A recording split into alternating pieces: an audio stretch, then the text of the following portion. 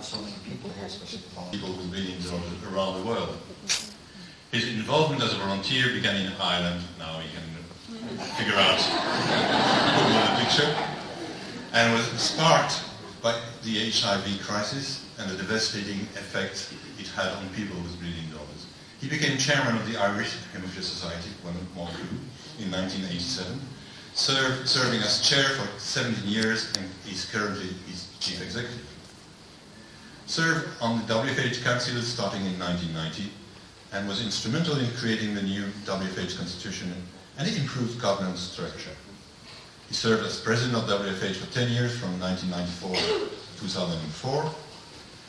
Under his leadership, the WFH expanded its activities in developing countries, creating and implementing sustainable programs. After his presidency, he continued to volunteer for the WFH, focusing on advocacy and product safety and variable issues. He currently chairs the Treatment Product Safety, Supply and Accessibility Committee. He's also an avid supporter, not of the Gaelic football team, but of the twinning program, and his organization has partnered with patient organizations in Europe and most recently Vietnam. He's also the chair of the European Haemophilia Consortium and he's working very hard to influence policy at the EU level. He has taken a leadership role in preparing and educating the bleeding disorders community about health economics and using data to make the case for better ones. One of his great legacy is the Global Alliance for Progress, GAP program, an ambitious 10-year program to diagnose 50,000 new patients with haemophilia, which is now in its second decade. Please join me in congratulating Brian Mahoney.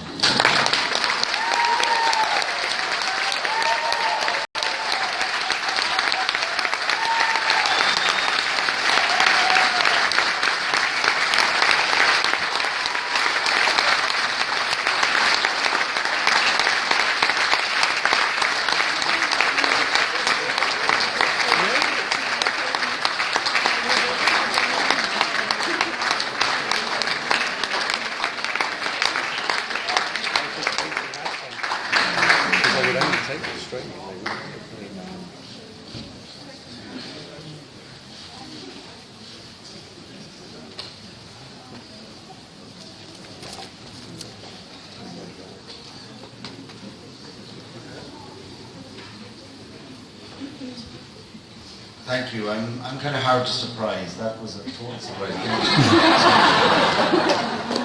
I will place it on record. You did hear Alain referring to my sense of humour, so that's the first time my jokes have ever been complimented in public.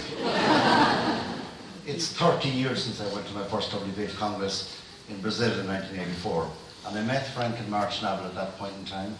It was a great pleasure to meet them, and it really opened my eyes to the reality of haemophilia care worldwide. And I think, to me, the last 30 years have flown by. I look forward to continuing my work with the Federation and for haemophilia for the next 30 years. We do stand on the cusp of a whole new generation of treatment with long-acting factor products and with gene therapy. And gene therapy is talked about as a cure. But we've had a cure in place for 50 years. A cure for isolation, a cure for despair, a cure for lack of hope. That cure is the WFH. Thank you.